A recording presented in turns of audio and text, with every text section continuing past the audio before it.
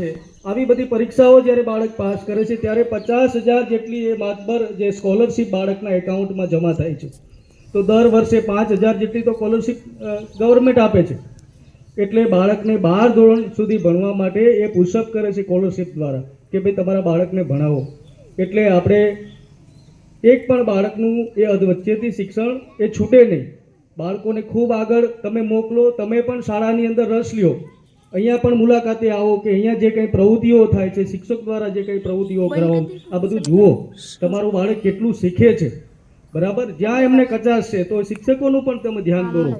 બાકી સરસ મજાની સરકારી શાળાની અંદર જે શિક્ષણ કાર્ય થઈ રહ્યું છે એમાં પણ આપણે એ સહભાગી થઈએ, સહકાર આપીએ। અને આજના દિવસે અહીંયા જે ઉપસ્થિત થયા છે તો તમામને હું અભિનંદન આપું છું। આ જે પ્રવેશ પાત્ર બાળકો છે કે જે હવે બાલવાટિકા ધોરણ 1 કે આંગણવાડી, ભારત માતા કી જય।